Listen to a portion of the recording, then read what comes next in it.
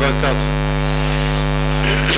الحمد لله وكفى والصلاة والسلام على عباده الذين اصطفى أما بعد أعوذ بالله من الشيطان الرجيم بسم الله الرحمن الرحيم إن الدين عند الله الإسلام وقال تعالى ومن يبتغي غير الإسلام دينا فلن يقبل منه سبحانك لا علم لنا إلا ما علمتنا إنك أنت العليم الحكيم.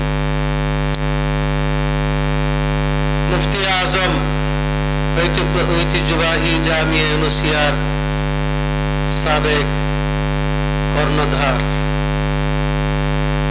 শেখুল হাদিস আল্লামা নুরুল্লাহ রাহিমাহুল্লাহ তাআলা وأدخله فسيح جنان جنات الفردوس الأعلى স্মৃতি বিজড়িত প্রতিষ্ঠান জামিয়া ইসলামিয়া নুরুল উলুম পান্থশালা উপস্থিত হযরত উলামায়ে কেরাম সুধী মণ্ডলী ধর্মপ্রাণ মুসলমান ভাই ও বোনেরা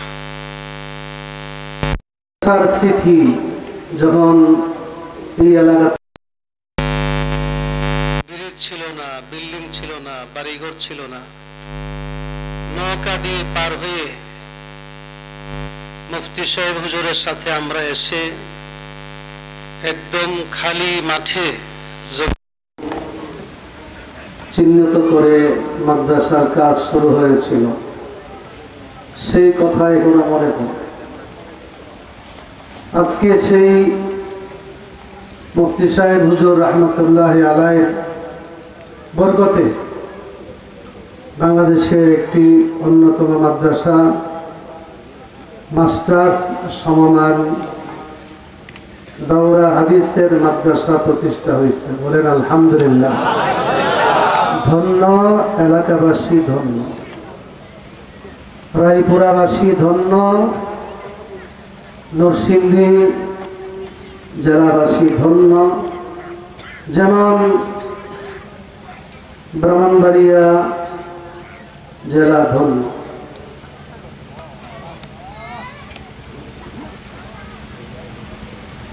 মুফতি নুরুল্লাহ রহমতুল্লাহ আলাইহির মতন সাধক আলেম রব্বানি তৈরি করার কারখানা নিজেই প্রতিষ্ঠা করে গেছেন। ওনার সুযোগ্য উত্তরসূরি সাহেবজাদাগণ সেই মাদ্রাসা সুন্দরভাবে পরিচালনা করতেছেন। আপনারা সবাই সহযোগিতা করতে রাজি আছেন?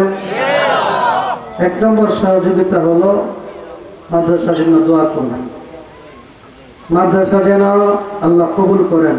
বলেন আমিন। মাদ্রাসা যেন কিয়ামত পর্যন্ত ইলমের খেদমত করে যেতে পারে, আর মাদ্রাসার হাজত যেন আল্লাহ তাআলা গায়েব থেকে পুরা করে দেন।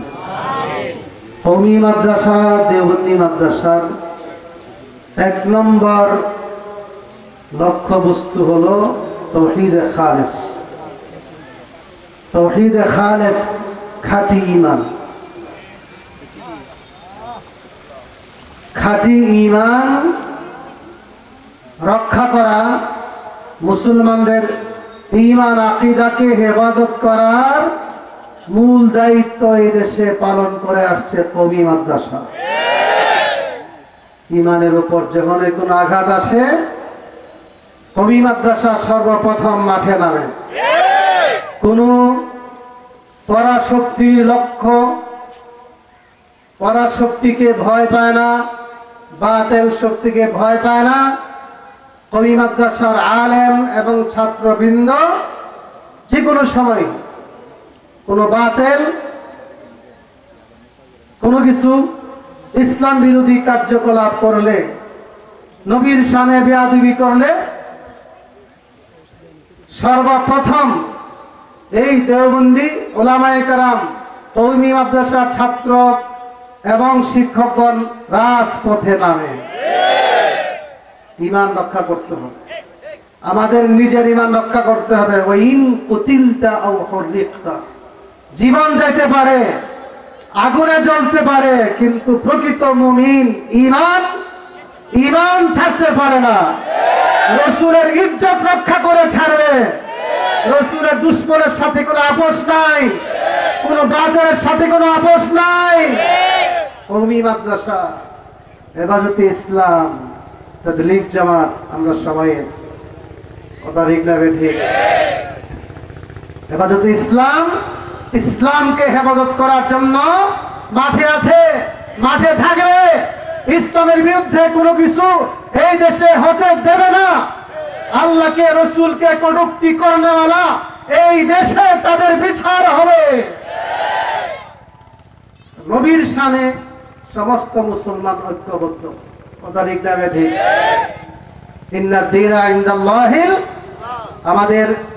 আমাদের সব কিছুর মূল হলো ইসলাম, কথা ঠিক না ঠিক? ইসলামে আমাদের ইজ্জত। ইসলাম ছাড়া কোনো সম্মান আমরা চাই না। ইসলাম ছাড়া আর কোনো কিছু আমরা মানি না। কোরআনের বিরোধী, হাদিসের বিরোধী কোনো মতবাদ চলবে না। কোরআন সুন্নাহ বিরোধী কোনো আইন এই দেশে জনগণ, তাওহীদি জনতা বরদাস্ত করবে না। আমাদের মূল বিষয় ইন্না দীনা ইনদাল্লাহিল ইসলাম। ইসলামের জন্য একজন নারী জীবন দিয়েছেন, সুবহানাল্লাহ। আমরা এ পর্যন্ত কতটুকু রক্ত দিচ্ছি, কতদিন রাস্তায় নামছি, কোথায় নবীর উম্মতেরা, কোথায় ফিলিস্তিনের জন্য আজকে মাঠে আন্দোলন করে বিক্ষোভ মিছিল করেওয়ালা হলো কওমি মাদ্রাসার ছাত্র শিক্ষক।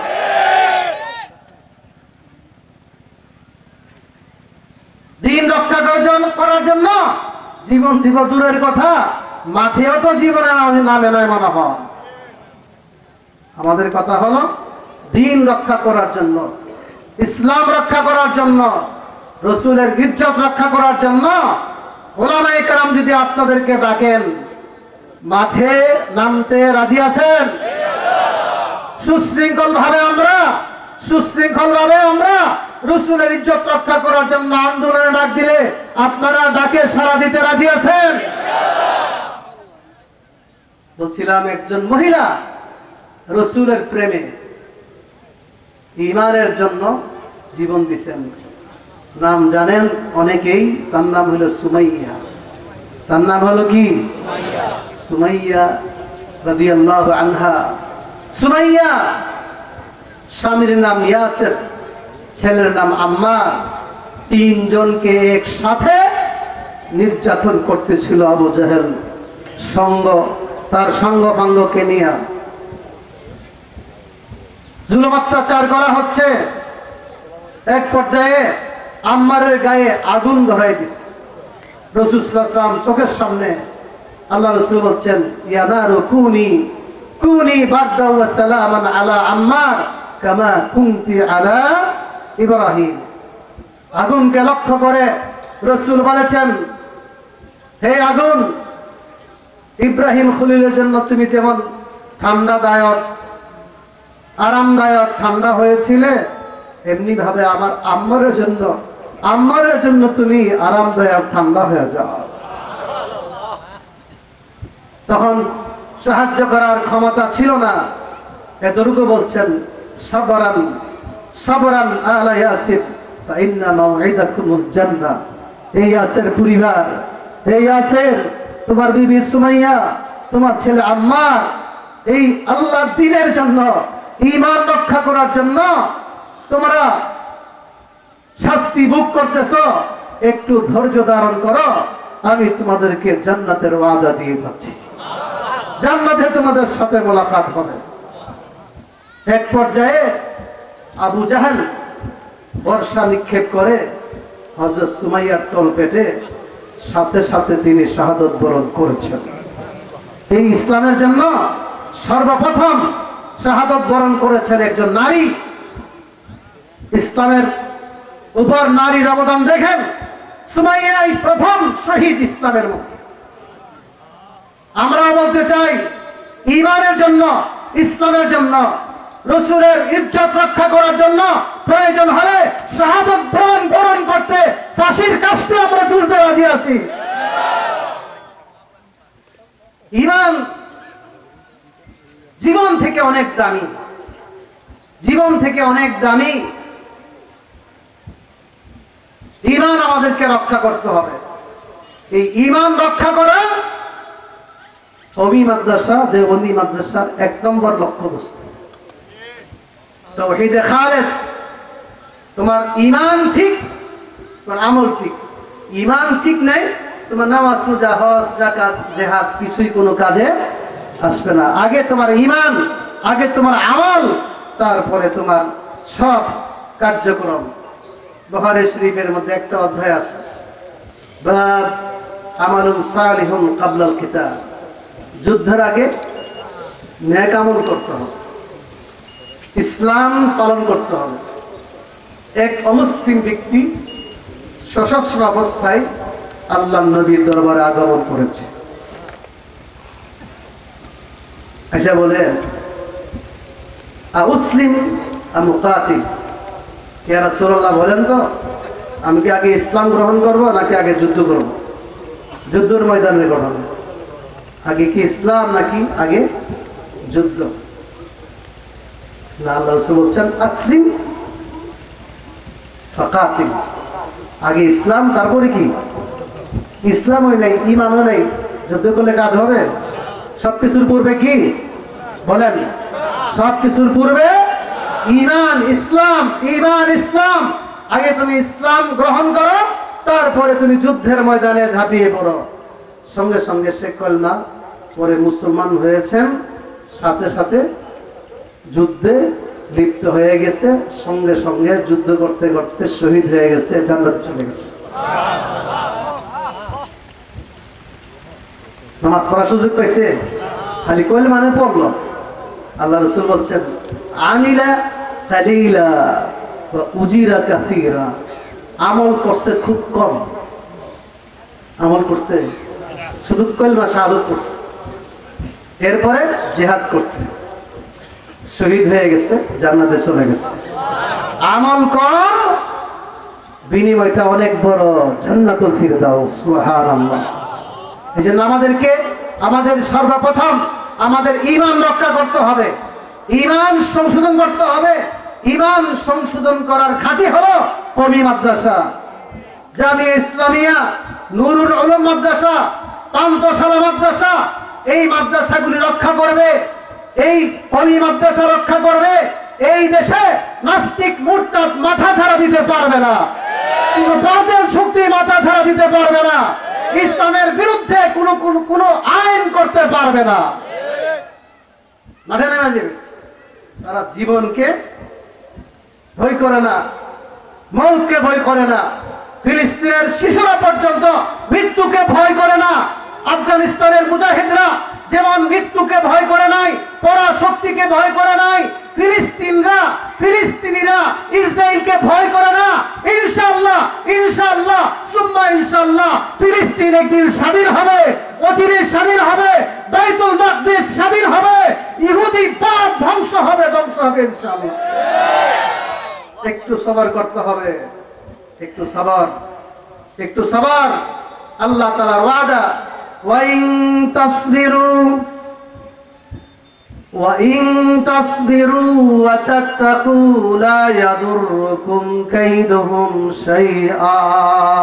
হে মুসলিম জাতি, একটু সবর করো। যদি সবর করো, ধৈর্য ধারণ করো, আর তাকওয়া অবলম্বন করো, আল্লাহকে ভয় করে চলো, তাহলে পৃথিবীর কোনো শক্তি, দুশ্মনের কোনো ষড়যন্ত্র তোমাদের কোনো ক্ষতি করতে পারবে না।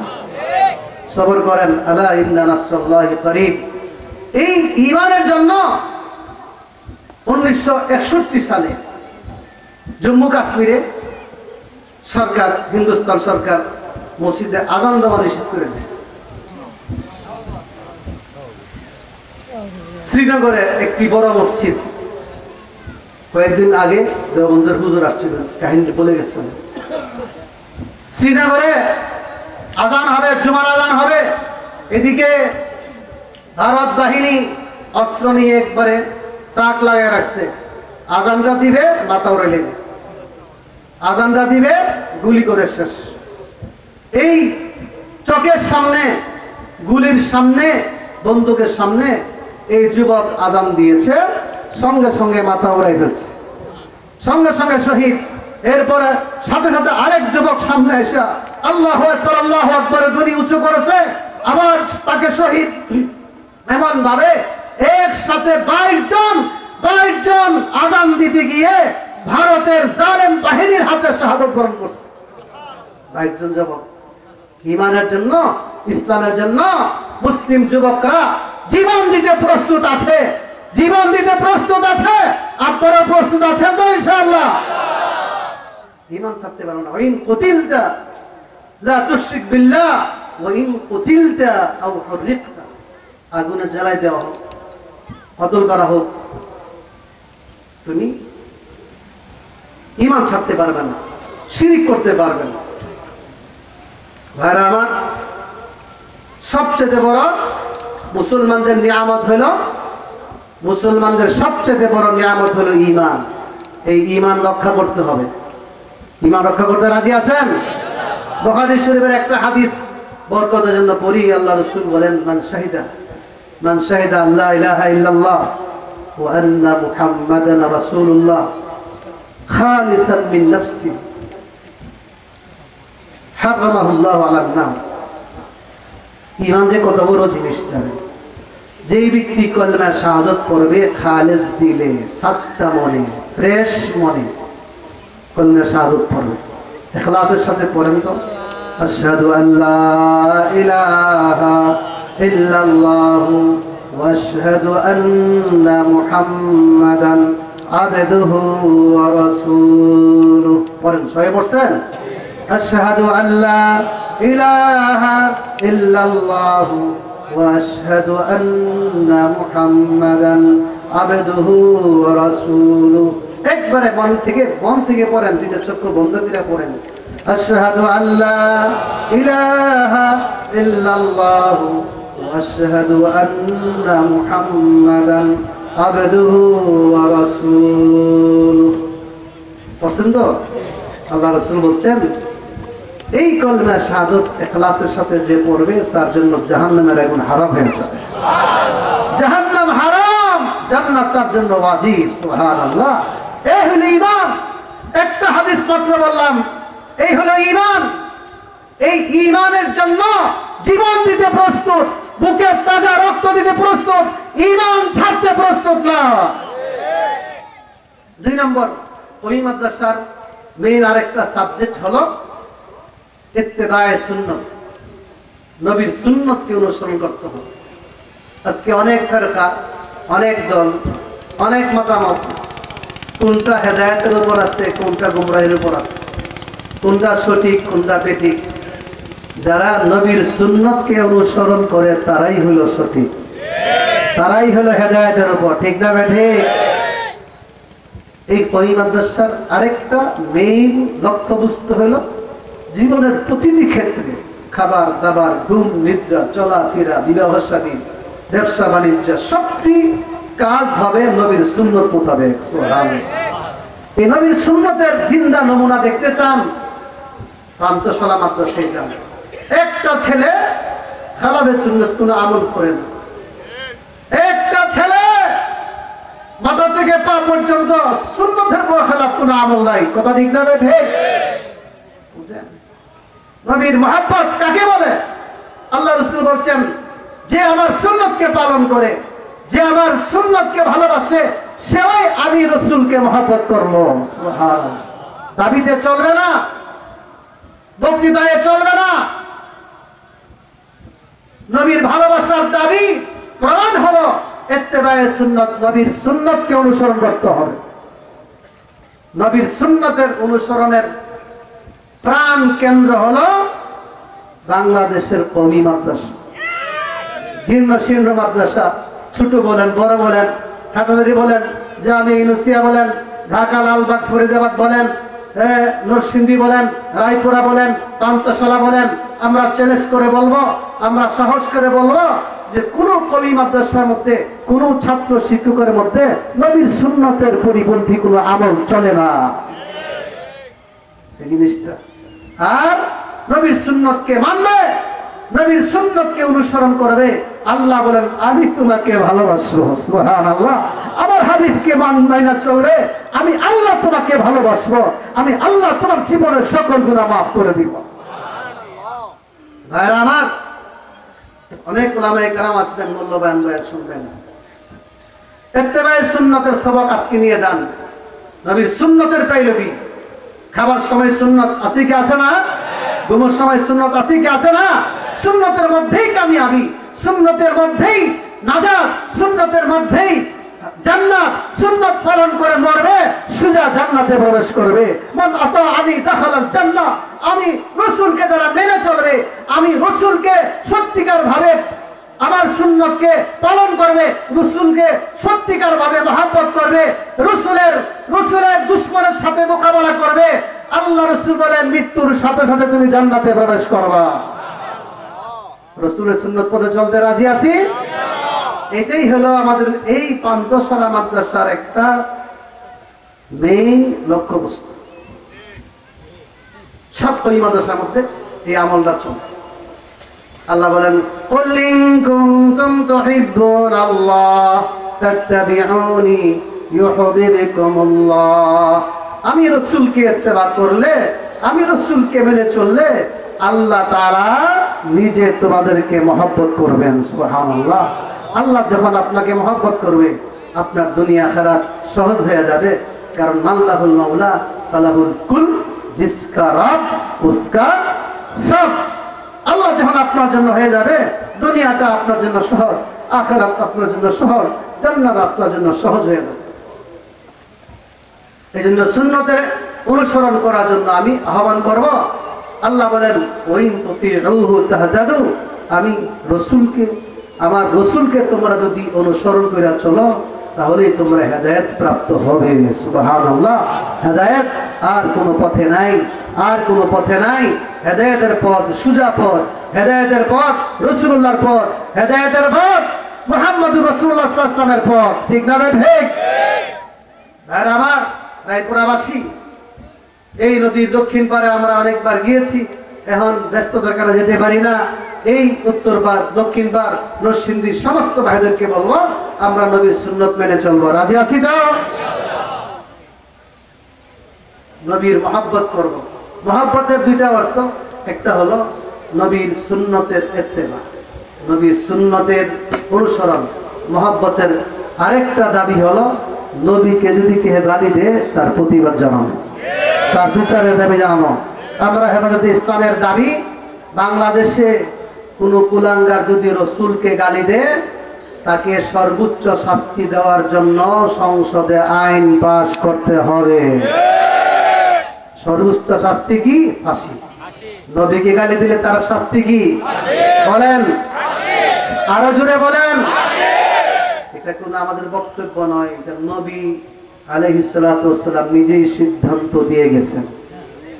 আল্লাহ রাসূল বলেন মান বাদদালা দীনাহু ফাকতুলু, মান বাদদালা দীনাহু ফাকতুলু। বুখারী হাদিস, যে ধর্ম ইসলামকে ত্যাগ করে তারে কতল করো। আমি বলতে চাই, আল্লাহকে গালি দিলে, রাসূলকে গালি দিলে ইসলাম থাকে? মুরতাদ। ইসলাম চলে গেলে তাকে বলা হয় কি? মুরতাদ। আর মুরতাদের বিচার ফাঁসি। বলেন মুরতাদের বিচার কি? ফাঁসি। এটা কোরআন এবং হাদিস থেকে প্রমাণিত। এই দাবিটা আমরা সরকারের কাছে করেছি, শাইখুল ইসলাম আল্লাহ মাহমুদ শফি করেছেন, আমরাও করি। আপনারা এতে একমত আছেন কিনা? এটা নবীর মহব্বত যারা লালন করে, আমল করে, তারা এই দাবি না করে পারে না। যাক, আরো অনেক কথা ইনশাআল্লাহ পরবর্তীতে বলবো। আল্লাহ তাআলা আমাদের সবাইকে আমল করার তৌফিক দান করুন। ওয়া আখিরু দাওয়ানা আলহামদুলিল্লাহি রাব্বিল আলামিন। ওয়া সাল্লাল্লাহু তাআলা আলা খাইরি খালকিহি